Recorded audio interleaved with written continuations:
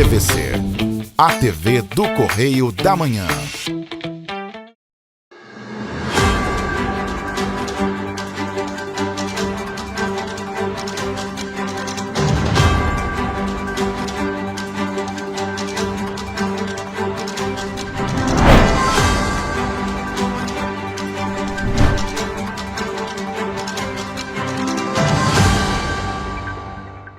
Olá, sejam bem-vindos ao nosso Correio Serrano na TV. Obrigado pela sua presença, sua audiência. Sábado e chegamos com o resumo da semana para você. Olá, Roberta. Olá, Jorge. Olá para você que nos acompanha. Seja muito bem-vindo. A gente traz, como o Jorge falou, as principais matérias da nossa semana e você pode participar do nosso jornal. Mande para cá sua sugestão de reportagem, sua reclamação, sua denúncia para os nossos canais, que são quais, Jorge? TVC, correiodamanhã@gmail.com, nosso e-mail oficial e, é claro, nosso WhatsApp, o DDD 24, telefone 99323 1675. Participa com a gente, manda sua mensagem. Vamos então às notícias deste sábado, dia 2 de novembro. Secretaria de Saúde do Estado emite alerta sobre coqueluche. 29 marcas de azeite de oliva já tiveram a venda proibida nesse ano. Cresce o número de abstenções na votação do último domingo. Prazo para justificar a ausência do segundo turno vai até dia 7 de janeiro. TRE mantém indeferimento de Joacir Barbaglio, prefeito e candidato à reeleição em Três Rios. Durante coletiva de imprensa, prefeito de Petrópolis afirma que a arrecadação do ICMS para o próximo ano ainda está indefinida. E mais, novo prefeito de Petrópolis, Ingo Rames, em entrevista exclusiva para o grupo Correio da Manhã. Agora no Correio Serrano na TV.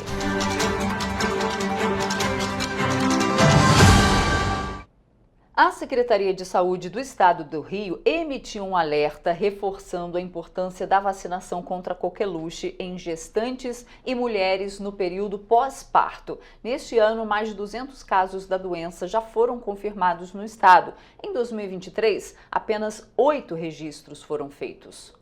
A Secretaria de Estado de Saúde do Rio de Janeiro emitiu um alerta sobre a necessidade da vacinação contra a coqueluche. O comunicado se deu diante do aumento do número de casos confirmados e óbitos no estado. A vacinação é indicada para gestantes, mulheres no período pós-parto e a profissionais de saúde das redes pública e privada. Esse ano a gente teve um aumento bastante significativo no número de casos de coqueluche no estado do Rio de Janeiro. No início do ano, especialmente na faixa etária de 10 a 19 anos, e mais ou menos de um mês para cá, a gente observou que essa faixa etária diminuiu bastante. Então, a gente está em crianças menores de 1 ano. Em 2024, até o dia 15 de outubro, 3 mortes de bebês menores de 6 meses de idade e 216 casos da doença foram confirmados. O número gera grande preocupação, principalmente tendo em vista que, em todo 2023, apenas 8 casos da doença foram registrados e nenhum óbito anotado. Para prevenir a coqueluche nessas crianças tão novinhas, é muito importante que as gestantes se vacinem durante o período gestacional, a partir da 20ª semana de gestação. A coqueluche é uma doença respiratória infecciosa aguda e altamente transmissível, que compromete especialmente a traqueia e os brônquios pulmonares. Ela se caracteriza por espasmos de tosse seca. Os principais sintomas da doença são febre, mal-estar geral, coriza e tosse seca. O diagnóstico é realizado com exames laboratoriais solicitados pela equipe médica responsável. O último óbito que nós tivemos aqui no estado do Rio de Janeiro foi em 2017. Então, é muito importante realmente que as gestantes estejam sensibilizadas e os profissionais de saúde para a vacinação nesse período. A transmissão acontece pelo contato direto entre a pessoa doente e a pessoa suscetível por meio de gotículas de secreção expelidas durante a fala, a tosse e o espirro. A proteção contra a doença é garantida por meio das vacinas pentavalentes que protegem contra difteria, tétano, coqueluche, hepatite B e hemáfilos influenza tipo B, vacina DPT contra difteria, tétano e coqueluche e a vacina DPTA contra difteria, tétano e coqueluche. A vacina DPTA, ela está disponível nos postos de vacinação. ela pode ser aplicada também até o 45º dia depois do parto. Em Petrópolis, todas as vacinas estão com números abaixo da meta de cobertura, sendo o dado mais crítico da vacina DPT-A adulto, com 38,43% da cobertura no público-alto. A taxa é mais de 2 vezes menor que a meta, de 95%. E olha, o Exame Nacional do Ensino Médio, o Enem 2024, tem mais de 4 milhões de inscritos confirmados. O número apresenta um aumento de 9,95% em relação a 2023. O Ministério da Educação, por meio do INEP, vai aplicar o Enem 2024 nos dias 3 e 10 de novembro. No total de participantes da edição deste ano, a maior parte já terminou o ensino médio, sendo 1.800.000. E 1.600.000 é concluinte dessa etapa de ensino. Segundo o INEP, os dados são baseados nas autodeclarações dos participantes no momento da inscrição. Os percentuais foram estimados com base no censo escolar de 2023. Além deles, 19,4% das inscrições são de estudantes do primeiro ou do segundo ano do ensino médio, sendo mais do que 840.000. E quase 25.000 pessoas que não cursam nem completaram o ensino médio farão o Enem para testar seus conhecimentos. Todos estão na condição de treineiros no exame. O estado com o maior número de inscrições é São Paulo, com mais de 645.000, seguido de Minas Gerais e da Bahia. Esta edição do exame vai contar com 140.000 salas de prova em cerca de 10.000 locais de aplicação, distribuídas em 1.753 municípios por todo o Brasil. O Ministério da Agricultura já emitiu neste ano 48 autos de infração a empresas acusadas de adulterar azeite de oliva, misturando outros óleos vegetais de origem desconhecida ao produto original. Segundo o Ministério, as ações fiscalizatórias também resultaram na apreensão de cerca de 100.000 litros de azeite de oliva e na proibição da venda de 29 marcas. A relação dos lotes impróprios para o consumo humano e cujo recolhimento foi determinado está disponível na página do Ministério em gov.br. Só em uma das operações, deflagrada em março, com a participação de forças policiais de São Paulo e do Rio de Janeiro, os servidores do MAPA apreenderam 60,6 mil litros de azeites extra virgem encontrados no galpão de uma fábrica clandestina de Saquarema, no Rio de Janeiro. Com a adição dos quase 38 mil litros de óleo de soja estocados no local, os envolvidos poderiam produzir ao menos 196 mil garrafas de azeite de oliva fraudado. No local também foram encontrados rótulos e tampas de azeites de diferentes marcas. Nesta terça-feira, 22, o MAPA divulgou uma lista na qual indica lotes de 12 marcas de azeite de oliva que, segundo os resultados de testes realizados no Laboratório Federal de Defesa Agropecuária, contém em suas composições outros óleos vegetais não identificados, oferecendo risco à saúde dos consumidores. A coordenadora de fiscalização da qualidade vegetal do MAPA, Ludmila Verona, explicou que, em geral, a adulteração é feita já em território nacional, por empresas importadoras e envasadoras brasileiras. Algumas em situação irregular, com CNPJ suspenso ou pedido de encerramento das atividades. A gente faz agora um rápido intervalo e na volta você vê um balanço do segundo turno das eleições no país. E você vai ver também que prazo para justificar a ausência no segundo turno vai até 7 de janeiro. O Correio Serrano volta já.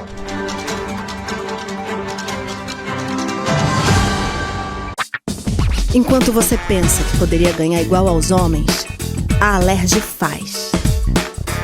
As leis que você precisa, a Alerj faz. Baixe o aplicativo da Alerj e conheça seus direitos. Para ter mais qualidade de vida, conte com a maior rede de academias de Petrópolis. Aqui na Corper, com uma mensalidade, você utiliza todas as unidades: Centro, Bingen, Itamaraty e Itaipava. Com planos a partir de R$ 95,00. A academia oferece ambientes modernos para você cuidar da sua saúde com segurança. Os espaços contam com dezenas de aparelhos de musculação, diversos equipamentos para aeróbico e funcional, além, é claro, de profissionais qualificados e uma extensa grade de aulas coletivas, que inclui dança, bike, jump, wolf fit, step fit, entre outras. Nossas estruturas São equipadas com salas de musculação e aulas coletivas, salas de avaliação física e nutricional, vestiários e estacionamentos amplos. Venha nos fazer uma visita e surpreenda-se!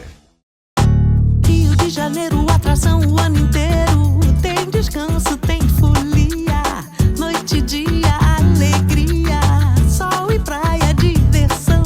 No prato ou copo, a festa, o bar, museu ou bloco.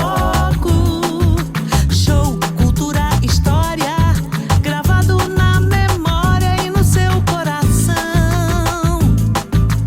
Rio de Janeiro, vem se apaixonar. Rio de Janeiro, vem se apaixonar. Cidades maravilhas, campo, mata, serra e trilha, em estado de emoção. Tem o Rio de Janeiro, que você já ama, e o Rio que ainda vai conquistar você. Apaixone-se pelo Rio. Rio de Janeiro, vem se apaixonar. Rio de Janeiro, vem se apaixonar. Governo do Estado do Rio de Janeiro. Um bom jornal tem que ser direto, tem que ser direito. Não ser de esquerda ou de direita, mas direito. É ter coragem de informar a verdade e não impor a sua verdade. É respeitar a inteligência do leitor e vontade do eleitor.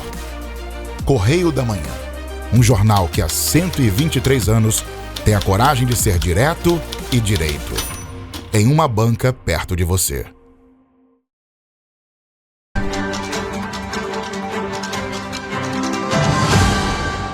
Estamos de volta.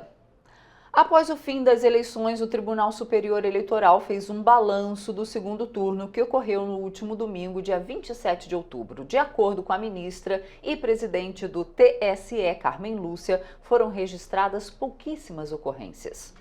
No domingo, mais de 33 milhões de eleitores foram às urnas escolher prefeitos e vice-prefeitos em 15 capitais e outros 36 municípios pertencentes a 20 estados. De acordo com a Polícia Federal, 8 inquéritos e 23 ocorrências foram registradas. Para a presidente do Tribunal Superior Eleitoral, a ministra Carmen Lúcia, as eleições foram avaliadas como tranquilas. Em alguns lugares não teve nenhuma substituição e onde houve substituição de urnas foi 0,12%, portanto, muito menos do que no primeiro turno. Neste segundo turno, 97.392 urnas eletrônicas estiveram em operação, além dos equipamentos de contingência. Em Petrópolis foram utilizadas 911 urnas nas 801 sessões e apenas uma foi substituída, no CIEP Gabriela Mistral na posse. Referente às denúncias eleitorais, foram registradas 339 pelo aplicativo Pardal. Tivemos um número de denúncias de irregularidades menor do que a média nas últimas eleições, especialmente no primeiro turno. Sobre boca de urna, por exemplo, foram 202 de denúncias recebidas nesse dia, de denúncias no aplicativo Pardal, 339. O número de ocorrências em alguns locais foi irrisório, em alguns locais, 0. Foram recebidas 5.234 notificações no sistema de alertas de desinformação eleitoral.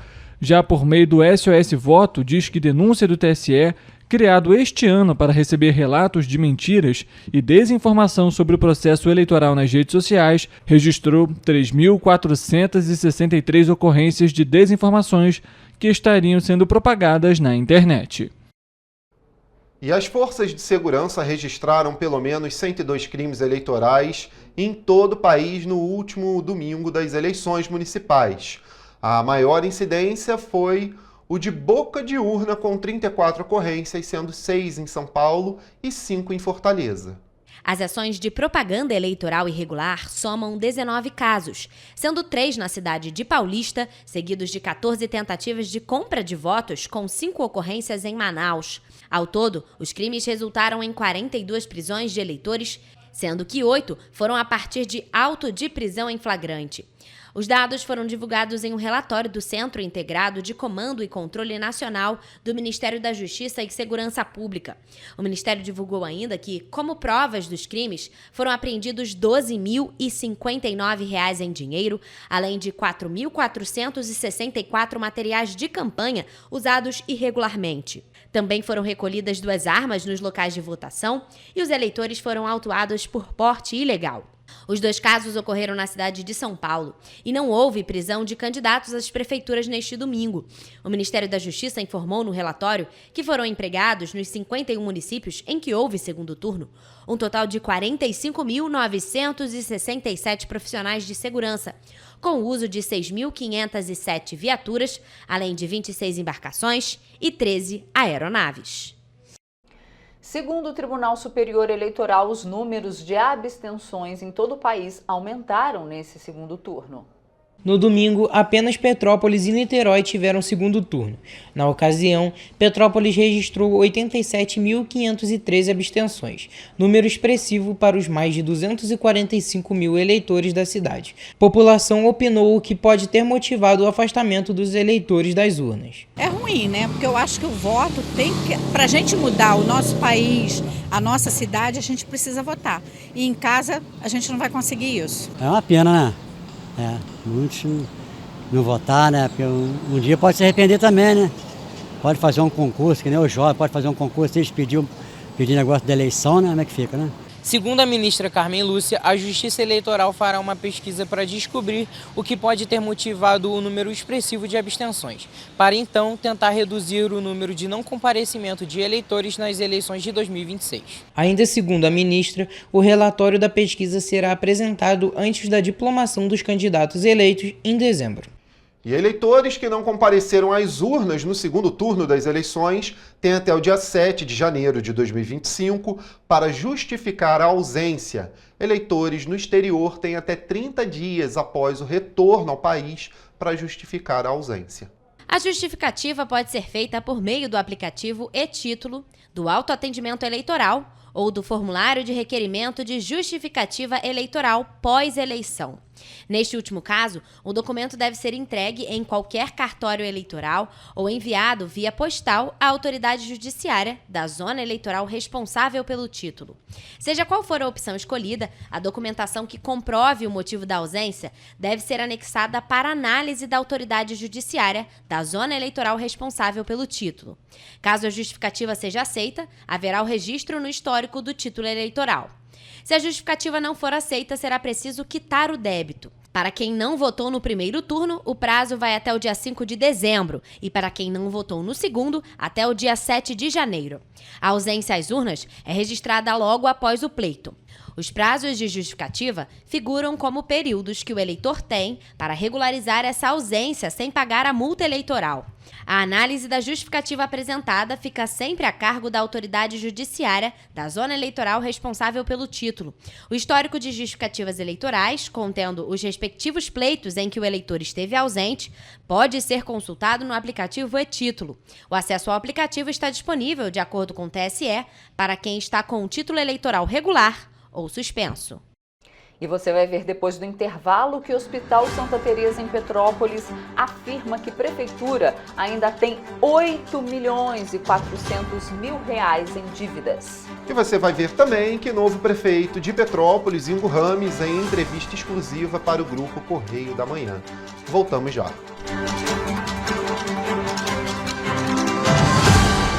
Um bom jornal tem que ser direto, tem que ser direito.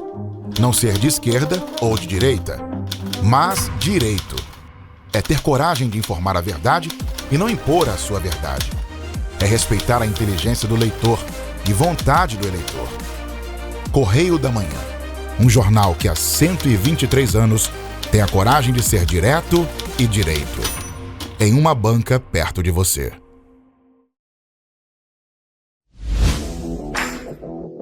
Para ter mais qualidade de vida, conte com a maior rede de academias de Petrópolis. Aqui na Corper, com uma mensalidade, você utiliza todas as unidades: Centro, Bingen, Itamaraty e Itaipava. com planos a partir de R$ 95,00. A academia oferece ambientes modernos para você cuidar da sua saúde com segurança. Os espaços contam com dezenas de aparelhos de musculação, diversos equipamentos para aeróbico e funcional, além, é claro, de profissionais qualificados e uma extensa grade de aulas coletivas, que inclui dança, bike, jump, wolf fit, step fit, entre outras. Nossas estruturas são equipadas com salas de musculação e aulas coletivas, salas de avaliação física e nutricional, vestiários e estacionamentos amplos. Venha nos fazer uma visita e surpreenda-se! Enquanto você acha que alguma coisa deveria ser feita contra o racismo, a Alerj faz. As leis que você precisa, a Alerj faz. Baixe o aplicativo da Alerj e conheça seus direitos.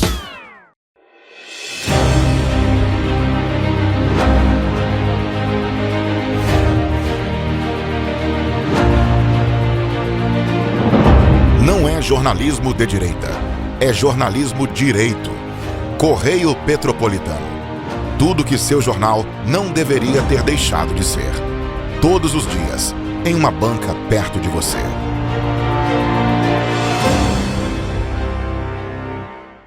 O Rio Imagem Baixada já superou a marca de 650 mil exames. Com cuidado especial para a saúde da mulher, o maior centro público de diagnóstico da América Latina tem capacidade para fazer 40 mil exames mensais e traz tudo num só lugar para atender com mais agilidade e eficiência. Rio Imagem Baixada, 9 meses. Chegou o resultado. O que era para poucos, agora é para todos. Governo do Estado do Rio de Janeiro. O trabalho não para, é todo dia e é de todos.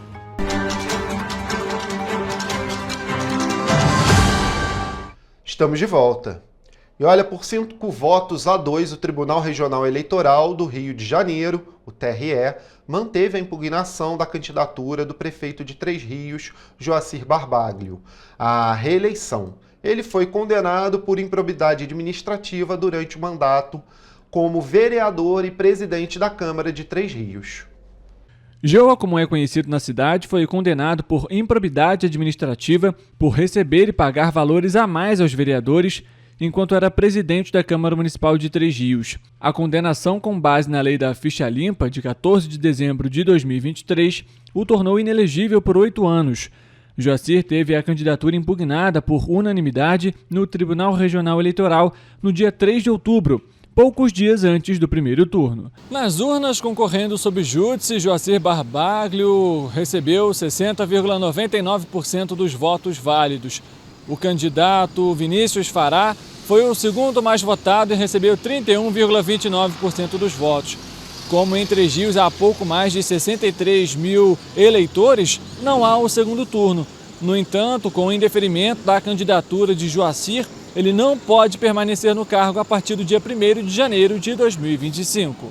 O pedido de impugnação feito pelo Ministério Público Eleitoral, o MPE, teve como base a condenação e os processos de rejeição das contas de Joacir enquanto presidente da Câmara dos Vereadores pelo Tribunal de Contas do Estado, o TCE. No processo consta que ele teria recebido e pago aos parlamentares valores superiores ao estabelecido pela legislação. O processo, que terminou em condenação, obrigou a devolução de aproximadamente R$200 mil aos cofres públicos. Em setembro deste ano, o Poder Judiciário do Estado do Rio de Janeiro concedeu uma liminar requerida pelo Ministério Público do Estado do Rio de Janeiro, MPRJ, para o cumprimento de uma medida de busca e apreensão no gabinete e secretarias da Prefeitura de Três Rios devido a supostas irregularidades administrativas cometidas entre os anos de 2022 e 2024, investigadas pelo MPRJ. O prefeito alegou pelas redes sociais que era apenas uma simples intimação. Pois na manhã de hoje, 3 viaturas da Drago estiveram na cidade para entregar uma simples intimação a 2 secretários de governo municipal. O processo tramita também na esfera civil. Joacir recorreu da condenação administrativa em uma ação na 2ª Vara da Comarca de Três Rios. Neste processo, ele conseguiu uma decisão no dia 12 de outubro na 5ª Câmara de Direito Público do Tribunal de Justiça do Rio de Janeiro, que suspendeu os efeitos do acordão que o condenou em dezembro de 2023. No entanto, de acordo com o entendimento do Tribunal Superior Eleitoral, TSE, a decisão não se aplica ao processo eleitoral, por ter sido após a realização da eleição no dia 6 de outubro. O Tribunal Regional Eleitoral informou que ainda cabe recurso de Joacir junto ao TSE. Questionada, a defesa de Joacir Barbaglio não se pronunciou até o momento. Na tarde de terça-feira, o prefeito de Petrópolis, Rubens Bontempo, concedeu uma coletiva de imprensa com o intuito de debater e sanar as dúvidas com relação à arrecadação do ICMS do município. Apesar disso, afirmou que a arrecadação para o próximo ano ainda está indefinida. Durante a coletiva de imprensa, vários temas relacionados à arrecadação municipal e gastos fixos do município foram debatidos, como, por exemplo, a Lei de Diretrizes Orçamentárias para o ano de 2025, que precisou ser recalculada e reapresentada 3 vezes pelo município para ser aprovada pela Câmara de Vereadores por apresentar inconsistências. E em todos os questionamentos, o prefeito Rubens Bontempo afirmou que a baixa na arrecadação do Imposto sobre Circulação de Mercadorias e Serviços, o ICMS, que é volátil, interferiu diretamente nas contas municipais, que são fixas. Um dos questionamentos feitos pela imprensa foi a respeito do pagamento dos estagiários contratados pelo município para atuarem na educação, que nunca são feitos nas datas combinadas, segundo a classe. E, mais uma vez, o prefeito alegou que a arrecadação volátil influenciou nesses pagamentos fixos. Eu fico muito preocupado, porque é evidente que existe um perigo em mora inverso. Na verdade, é inverso do que Teresópolis alegou. Teresópolis alegou que essa decisão de conquista do ICMS nosso estava causando um grave dano à economia de Teresópolis. E ficou claro que esse grave dano à economia de Teresópolis representa R$100 mil a menos. No último sábado, dia 26 de outubro, o prefeito de Petrópolis, Rubens Bontempo, durante uma coletiva de imprensa, afirmou que o município de Teresópolis teria firmado um acordo com a cidade de Petrópolis, onde os dois iam juntos ao Supremo Tribunal Federal resolver o impasse da arrecadação do ICMS. Apesar disso, em nota, a Prefeitura de Teresópolis informou e afirmou que nenhum acordo teria sido assinado. Um dos questionamentos feitos pela equipe do Correio da Manhã é com relação ao tempo que resta a Bontempo à frente da Prefeitura de Petrópolis e como ele pretende solucionar um problema em apenas 2 meses. Eu, procurador doutor Miguel, Paulo Mustrange, nosso vice, doutor Patuleia, que digamos assim, o grande mentor de toda essa melhora que a gente conseguiu na arrecadação e agora dessa asfixia, ele tem lutado diariamente para tentar romper, e é uma preocupação de todos os vereadores. Apesar da fala de Rubens Bontempo, vale destacar que todo o processo do ICMS está desde abril de 2024 sendo discutido pelo município de Petrópolis, junto à empresa GESELMA, o Supremo Tribunal Federal e o Tribunal de Contas do Estado do Rio de Janeiro. E até o momento, nada foi definido. E na última semana, a Prefeitura de Petrópolis assinou a prorrogação do contrato de prestação de serviço com o Hospital Santa Teresa e alegou que o município cumpriu com os acordos pactuados com o hospital. Contudo, de acordo com a diretoria, ainda há R$8 milhões e 400 mil em débitos, que a unidade busca negociar para receber. De acordo com a diretoria do Hospital Santa Teresa, apesar da prorrogação na prestação de serviços, a unidade busca pelo acerto de R$8 milhões e 400 mil que a Prefeitura de Petrópolis deve à unidade relacionada às verbas previstas no Plano Operativo Anual de 2024. O Plano Operativo Anual define as atividades a serem executadas em 2024, ou seja, a dívida é referente a este ano. Apesar do caso, o convênio com o Hospital Santa Teresa foi prorrogado e vai vencer em abril de 2025. Em nota, o hospital informou que pretende renovar o convênio, desde que haja um reequilíbrio econômico-financeiro. Na cerimônia de prorrogação do convênio, a Prefeitura alegou que não possui dívidas com o hospital e que pagará um aporte de R$ 1.200.000 por mês para a unidade. Apesar de todas as dificuldades que foram impostas do ponto de vista financeiro à nossa cidade, de forma premeditada, diga-se de passagem, nós estamos cumprindo tudo aquilo que foi pactuado. Entre os serviços prestados pela unidade em Petrópolis estão neurocirurgia, cirurgias ortopédicas de urgência e eletivas, além de hemodiálise e leitos de UTI. E a equipe da TV Correio da Manhã entrevistou o candidato eleito à Prefeitura de Petrópolis, Ingo Rames, que falou sobre o resultado obtido, já que ele recebeu mais de 108 mil votos, e falou também sobre a preparação para o governo de transição. Primeiramente, Ingo, obrigado pela sua presença, parabéns pelo resultado. Como que está sendo agora também essas horas logo após a eleição e com um resultado tão expressivo que a gente acabou de falar? Obrigado, Richard, mais uma vez pelo espaço, é um prazer estar aqui com você novamente, agradecer a toda a equipe da TV também, que sempre me acolhe com muito carinho aqui. Obrigado a todos, quem está nos assistindo, obviamente também, muito obrigado. Então é um dia realmente de reflexão, ontem foi dia de comemoração, hoje a gente está refletindo um pouquinho, está caindo a ficha, como diz o outro. Então a gente está feliz por ter conquistado essa vitória, né?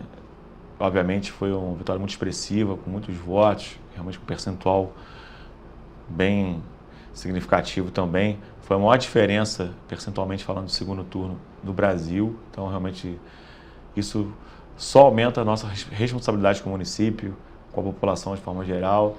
Então, a gente se sente preparado, a gente está seguro que a gente vai fazer um bom mandato. E agora a gente está preparando os próximos passos aí para entrar 1º de janeiro com o pé direito e fazer a cidade andar novamente. Inclusive, quando a gente pega a sua trajetória política, você já foi secretário de esporte, já foi, inclusive, presidente da Liga Petropolitana de Desportos, vereador, inclusive termina o mandato agora também em dezembro.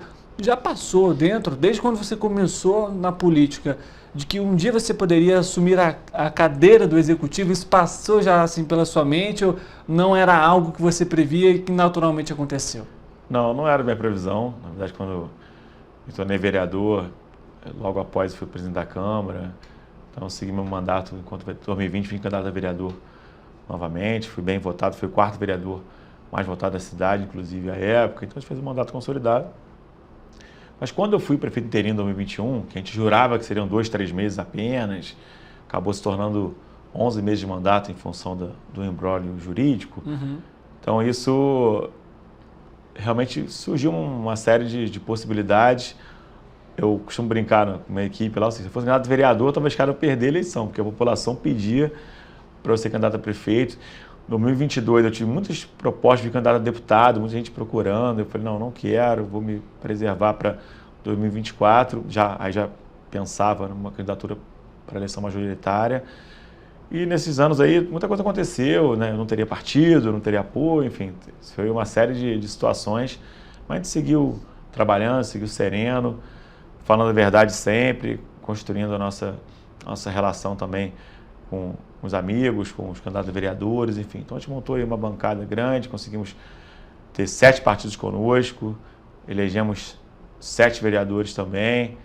Então, assim, deu tudo certo, mas de fato eu não tinha essa intenção de ser candidato a prefeito. As coisas foram acontecendo naturalmente e, obviamente, eu não podia fugir da responsabilidade. Agora, Ingo, o adversário usou uma campanha aí que foi utilizado com algumas fake news, inclusive o próprio Correio Serrano foi utilizado e foi processado, inclusive. Nesse caso, o candidato perdeu até na justiça. Foi difícil, de alguma forma, fazer essa campanha limpa, mesmo recebendo ataques, com vídeos, edições que foram compartilhadas na rede social, que não dizia, inclusive, o que era a verdade ou que não ia de acordo com os propósitos? Não é fácil, a gente sabe quanto é difícil, né? Que eu digo sempre, nós mesmos, a gente acaba entendendo melhor, acaba suportando melhor essa pressão. Para sua família, sua esposa, seu filho, seus pais, enfim, realmente sofrem muito com esse tipo de ataque, assim, é é muito chato, realmente eu não concordo com isso, então, ainda mais da forma que foi, forma velada, foto minha, enfim, associando uma coisa lá de Nova Iguaçu a mim aqui, enfim, são coisas que a gente não concorda, mas eu sempre uso uma frase que é gelo na veia, né? Tem que botar gelo na veia e seguir em frente, então dessa forma a gente foi, sempre com serenidade, sempre com muita tranquilidade, resiliência, para que a gente pudesse manter a campanha no padrão que estava, uma campanha propositiva, apresentando propostas, realmente falando um pouquinho que nós já fizemos, que a gente tem pretensões de fazer também. Então, a gente focou a campanha inteira nesse sentido. A gente não poderia sair desse objetivo, que era manter a campanha limpa, uma campanha direta, uma campanha propositiva. E conseguimos. Acho que foi o grande mérito da minha equipe e minha também, assim, foi de ter mantido a calma, de ter lidado bem com as críticas. Que todas elas, é importante ressaltar, nenhuma delas foi diretamente para o Ingo. Eles não tinham nada para falar do Ingo. Eram sempre de apoiadores, de pessoas em torno, de possíveis apoiadores, enfim. Construir uma narrativa de alguma maneira para tentar me descredenciar. Mas não deu certo, né? Ficou provado nas urnas aí o quanto o povo queria uma mudança com responsabilidade, com credibilidade. Então, os votos falam por si só, a votação muito expressiva.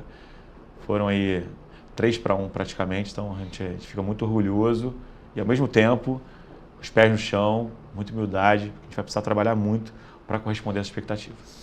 E isso, de alguma forma, você considera como um diferencial, tendo em vista, de fato, que a campanha é para ser utilizada justamente para a apresentação de propostas do plano de governo e, obviamente, não o que se tornou até de alguma forma comum falar de determinado candidato ou do governo passado, enfim, isso foi um diferencial, você acredita que isso foi um diferencial durante esse período?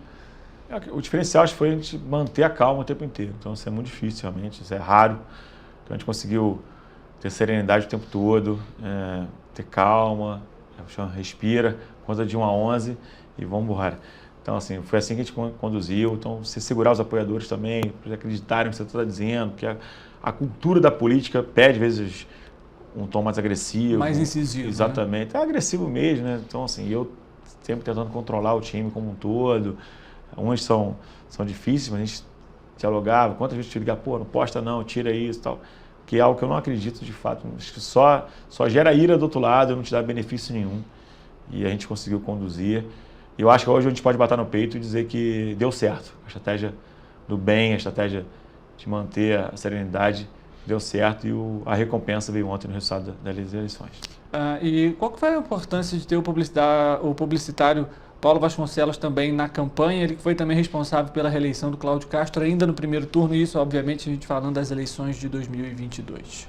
Ele é um cara muito conhecido no meio, um cara um excelente profissional, né? Eu tive a oportunidade de conhecê-lo um pouquinho antes das eleições, então ele coordenou a nossa campanha, então realmente ele consegue dar uma diretriz diferente, é um padrão novo, que eu nunca tinha vivenciado isso também, é um cara muito bacana de diálogo, dentro do que eu acredito, então a gente construía as ações, respeitava um pouquinho o que eu achava também que era o melhor caminho, e deu super certo, né? Não só ele, como toda a equipe dele, como Rômulo, Marina, Thomas, enfim, Mariana, Thaís, enfim, todo mundo que trabalhou conosco, uma equipe grande, que deu todo o suporte.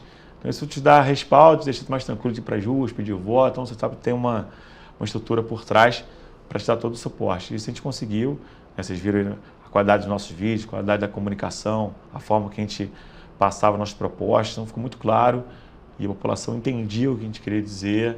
Eu sou um cara que não tem o dom da fala, então de certa maneira ali a equipe então trabalha a mais, os programas de rádio também, eu tenho muita dificuldade em fazer, mas a gente vai vencendo as dificuldades, vai avançando.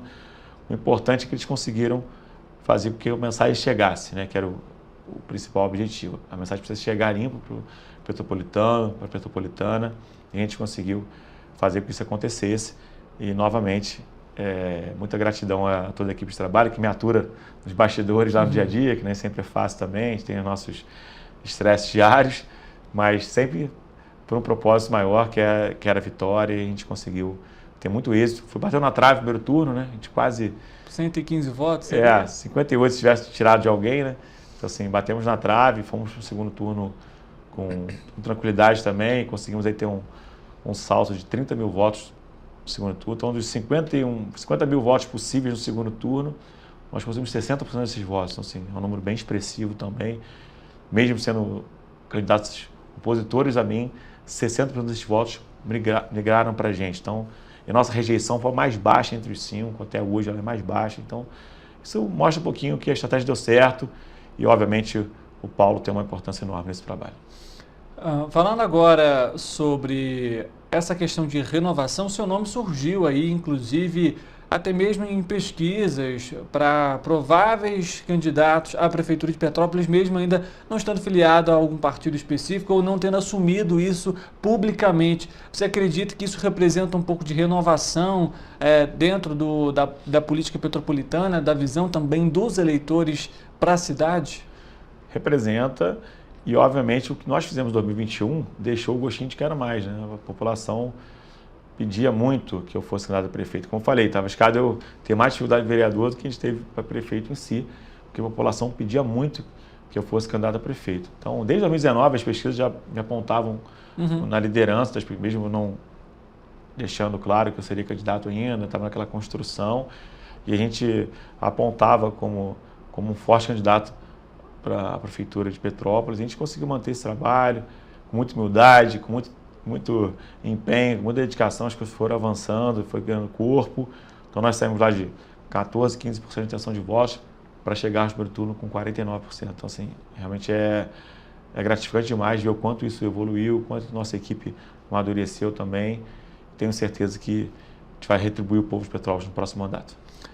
Partido Progressista, inclusive, né, o seu partido, nesse caso, o acolheu ali durante esse período de campanha e o partido adotou uma visão também aí muito similar à sua, isso em outras eleições, de não atacar outros candidatos concorrentes durante o período eleitoral. Isso também foi um diferencial para a escolha do partido, o que também, obviamente, além disso, o fez escolher o PP como partido para se candidatar à Prefeitura de Petrópolis. Então, o PP é um partido que eu tinha uma relação através do Dr. Luizinho, nosso deputado federal e presidente estadual do partido.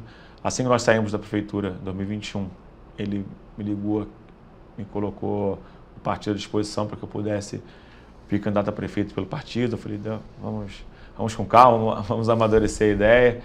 Mas eu sempre mantive isso na minha cabeça, e a forma que ele trabalha, de dialogar sempre, de conversar bastante, a gente achou que era importante.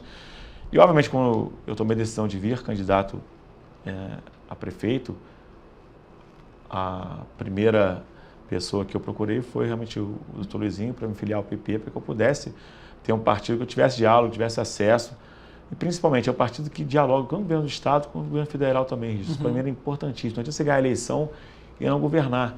Então era importante que eu tivesse um partido que não fosse dos extremos e que tivesse aí uma posição que combinasse com o que eu acredito da política, que eu penso para a política nacional e de Petrópolis, obviamente. Então, dessa forma a gente conduziu, afiliamos dentro do prazo direitinho para que a gente pudesse disputar a eleição. Fico grato que vários partidos me procuraram, ofereceram aí a legenda para que a gente fosse candidato nesses partidos, mas eu, por gratidão ao Luizinho também, por reconhecer o quanto o partido tem essa habilidade de conversar quanto com o Estado e o governo federal, então a gente escolheu que o PP é o melhor caminho e está provado que o partido cresceu muito, fez 17 prefeitos no Estado, foi o 17º eleito ontem, né, que faltava só Petrópolis para se eleger, então fizemos 17 prefeitos no Estado do Rio, então assim, mostra a força do partido e eu tenho certeza que a gente vai conseguir avançar bastante.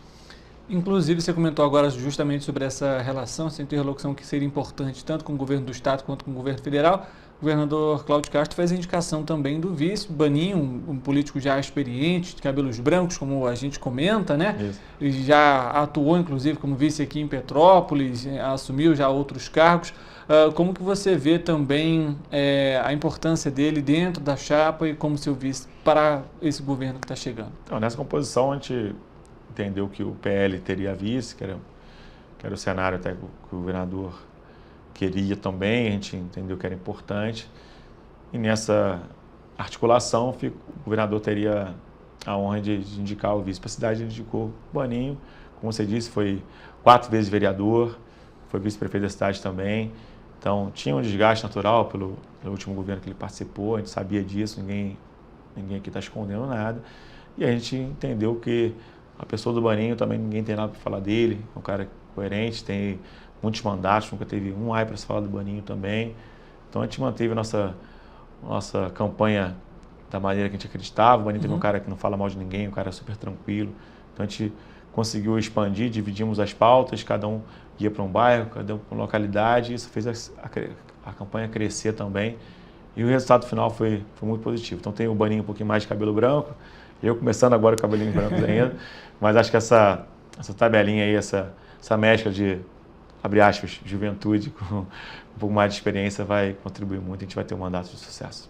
Ingo, e como que você agora, a gente falou aqui sobre esse período que é de celebração, de reflexão também, que vem logo após o resultado das eleições, mas a gente está aqui basicamente no fim de outubro, começa início de novembro, dezembro tem festa, aquelas questões todas de mudança de ano, 1º de janeiro, responsabilidade, o cargo como executivo. Como que você espera que seja esse processo agora de transição e já tem, obviamente, ali uma expectativa de quando vai começar a trabalhar com isso? Então, gente, hoje é feriado em Petrópolis, dia do servidor, então eu aproveito aqui para parabenizar todos os servidores de Petrópolis em especial. Vocês são o coração da máquina, como a gente sabe, então obrigado aí pelo respeito, pela parceria. Tenho certeza que a gente vai trabalhar muito e juntos pelo futuro da cidade. Então a gente não pôde protocolar nada hoje em função desse contexto. Então amanhã a gente já vai fazer contato com a atual gestão, vamos protocolar na prefeitura também o requerimento de iniciarmos a transição. A gente tem 60 dias pela frente, arredondando, né? Para que a gente possa fazer uma transição tranquila, serena, com responsabilidade, com transparência, e a gente possa ter acesso a todas as informações, falando a verdade para a população. A gente entrar em janeiro já com processo já mais chegado, com as informações mais finas, para a gente já começar executando, que é a forma que eu gosto, que é a forma que eu trabalho. Então, isso já tá mapeado, só que hoje a gente não pôde fazer nada em função do feriado. A partir de amanhã tudo vai acontecer. De uma forma muito mais tranquila do que foi, por exemplo, assumir a prefeitura de forma interinamente, obviamente. Não teve transição. Eu era presidente da Câmara, então normalmente tinha uma relação também, mas eu não tinha certeza se seria prefeito interino. Só fui eleito prefeito dia 1º de janeiro, de fato. Fui eleito na Câmara e fui para Queller para assumir a cidade, meio tonto ainda. Mas agora não, já sabe também os próximos passos, já tem um pouco mais de experiência, aprendemos muito também com esse mandato, então isso aí vai nos ajudar. E agora fazer essa burocracia acontecer, então a relação também ela é respeitosa, então eu tenho uma relação respeitosa com todos, então eu espero que a gente consiga aí manter esse nível, porque a cidade é maior que isso tudo, então depende de bandeira política, bandeira partidária, isso pouco importa nesse momento. Agora a gente tem que pensar na cidade e principalmente lembrarmos que agora já tem, janeiro está chegando, o risco de chuva é enorme também, então a gente precisa estar preparado, precisa estar bem alinhado com a atual gestão para que a gente possa fazer essa transição sem prejudicar o Petropolitano. A gente vai falar inclusive sobre defesa civil daqui a pouco. O senhor é vereador, tem o mandato até o fim de dezembro e já acompanha aí o dia a dia da cidade, justamente com as fiscalizações, enfim, requerimentos, audiências. Como que você espera receber a Prefeitura de Petrópolis, estar como vereador e ter passado por esse processo de assumir a Prefeitura de forma repentina, de alguma forma agiliza ou não? É um outro cenário, é um outro ano, são outras contas, é tudo de fato novo? O cenário muda, naturalmente, é outra gestão, são outras informações, são outros números, enfim, isso tudo muda. Mas o básico, a estrutura é a mesma, né? Você tem uma relação ali de Câmara com Prefeitura, com os dados, a Fazenda não muda, a Defesa Civil não muda, a Segurança Pública não muda, a Educação, a Saúde, assim, as partes existem. Naturalmente os dados mudam nesse processo. Enquanto vereador a gente acompanha de alguma forma e agora a gente vai ter informação um pouco mais detalhada, um pouco mais fina, né? Como nós dissemos. Mas eu acho que eu vou pegar a feitura pior do que eu deixei, isso aí é uma previsão minha. Então a gente tem que acompanhar muito de perto realmente o que está sendo deixado. A gente vai trabalhar ali com responsabilidade para avançarmos e temos a questão do Hospital Santa Teresa, que foi renovado agora só até abril, a gente tem esse cuidado. A questão das empresas de ônibus, que ainda está com uma insegurança jurídica muito grande. Temos a questão da coleta do lixo também, que da mesma forma está muito inseguro ainda. Então a gente precisa ajustar isso tudo. Então já tem aí o primeiro semestre de 2025 com esses assuntos resolvidos para dar mais tranquilidade para a gente tocar o município também. Aproveitando já essa ocasião, o Diário Oficial tem publicado aí algumas medidas, entre elas até renovação da comissão, por exemplo, especial para o transporte público, para fazer o edital do transporte público.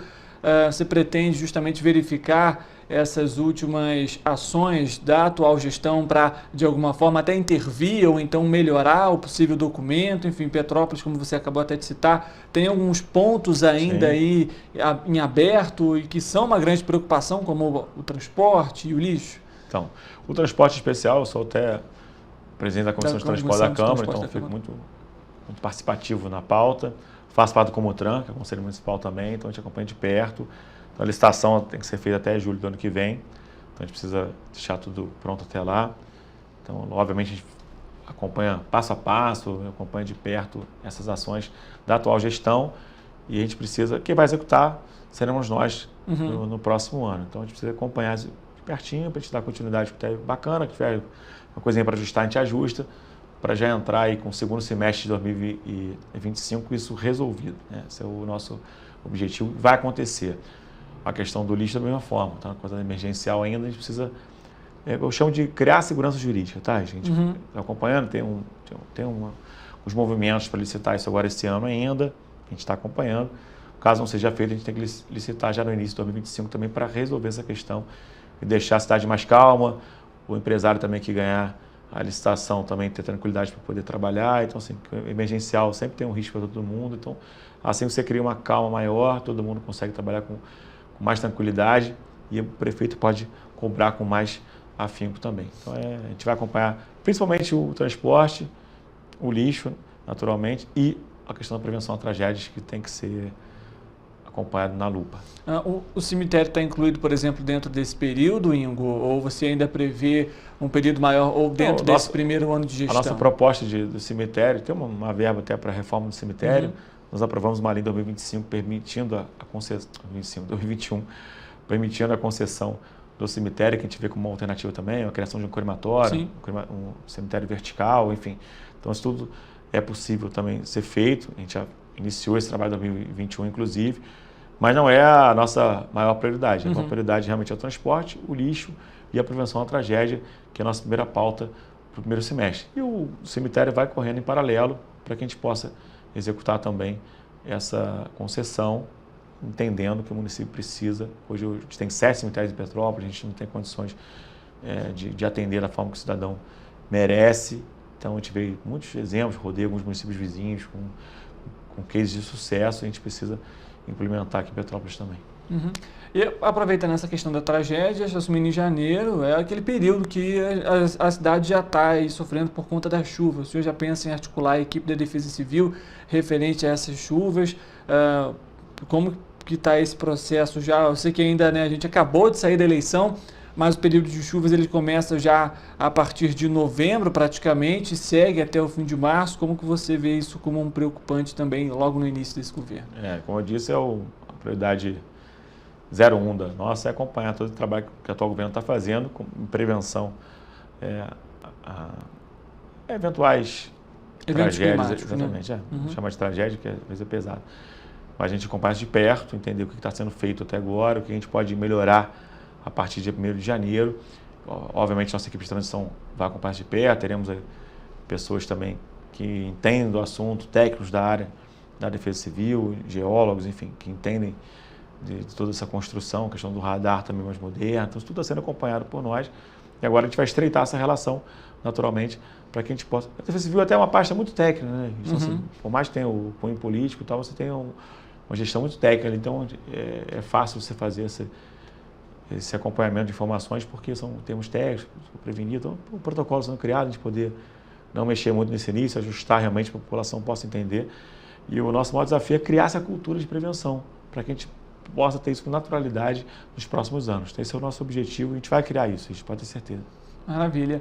A alta temporada turística começa em dezembro, inclusive Petrópolis tem até o próprio Natal Imperial, e em janeiro também ali é aquele período de alta temporada, mas o setor em Petrópolis especificamente está fragilizado por conta da própria questão das tragédias, que foi em fevereiro aqui em 2022, O que você pretende fazer para ter esse tempo aí, digamos, não perdido? A gente sabe que Petrópolis, a alta temporada em si mesmo, começa ali na época do inverno, mas como aproveitar também esse período de alta temporada, principalmente para a capital e que fica muito próximo aqui de Petrópolis? A gente tem que ter o nosso Natal Imperial, que já é tradicional, para a gente poder ampliá-lo no próximo ano, mas o atual governo não fez o Natal que a gente esperava.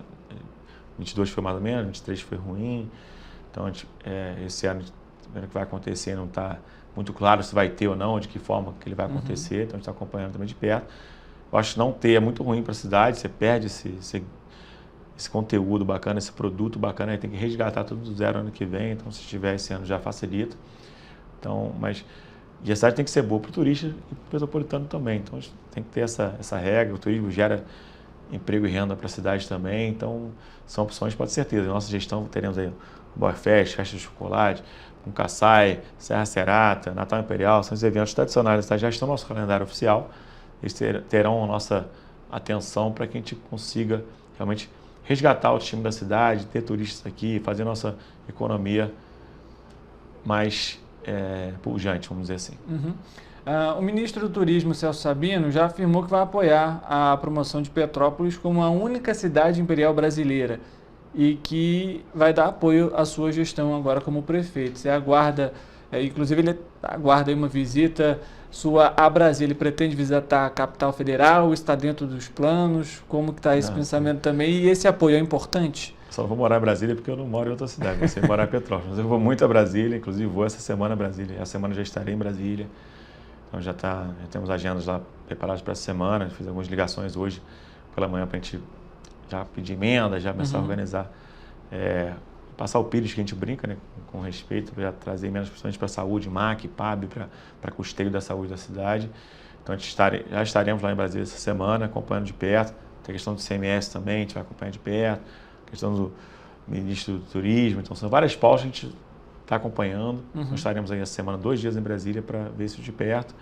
E depois eu terei novidades aí, provavelmente, a gente vai ter informações para poder passar para a população.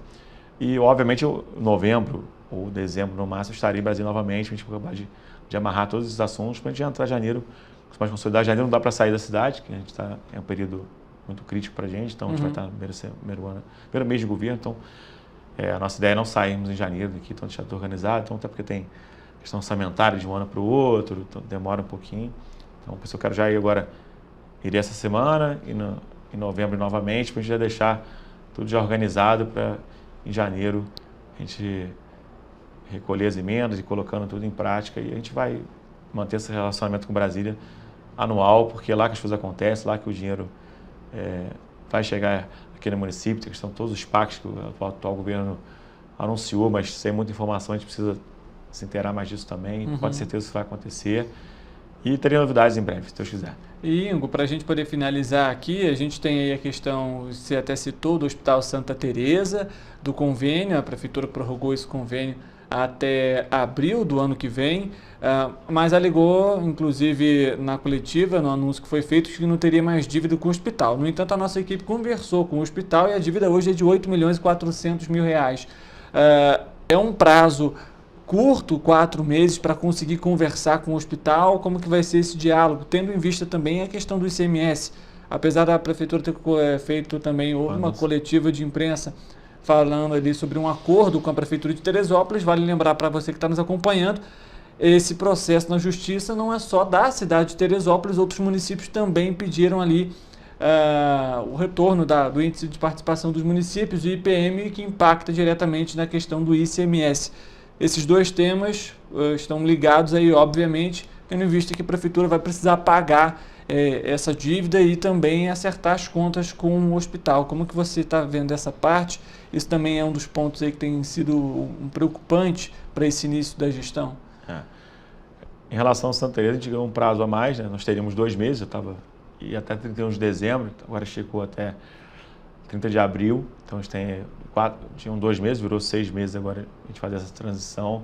Já tem uma relação com esse hospital em 2021, então a gente conseguiu pagar a dívida também que existia da gestão anterior, conseguimos colocar em dia e abrimos esse diálogo com o hospital. E agora não vai ser diferente, a gente vai estar junto com o hospital, entender qual o tamanho dessa dívida, quem é que está devendo, para que a gente possa correr atrás de suprir toda essa pendência e manter uma relação saudável com o hospital, porque a cidade precisa muito, a gente não pode abrir mão dessa parceria com o Hospital Santa Teresa, principalmente na área de ortopedia, área de cardiologia, que são fundamentais para o nosso cidadão, de forma geral.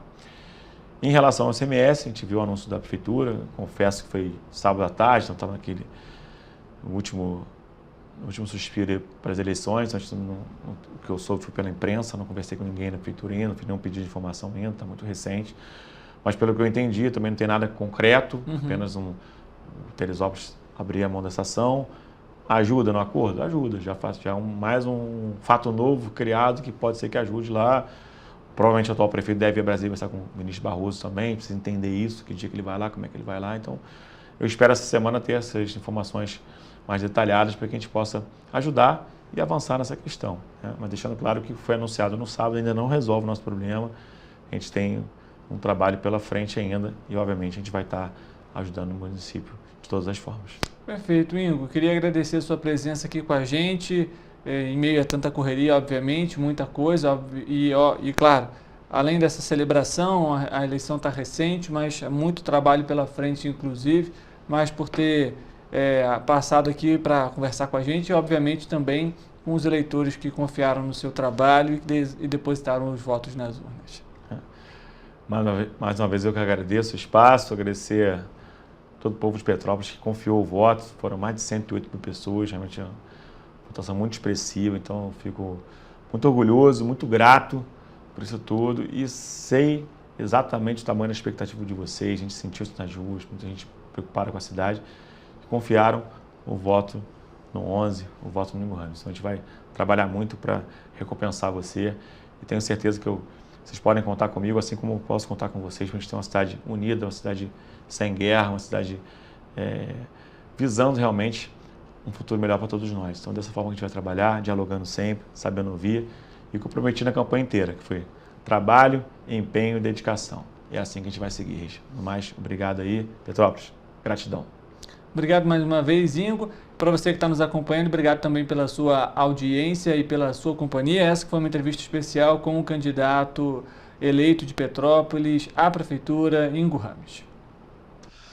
Pois é, vou saindo aqui para terminar a nossa edição, mas segunda-feira, às 7h30, estaremos de volta aqui ao vivo, trazendo informação, notícia fresquinha para você, viu? Obrigado pela presença, pela audiência e bom fim de semana. Bom fim de semana e até segunda, ao vivo, 7h30. Esperamos você. Tchau!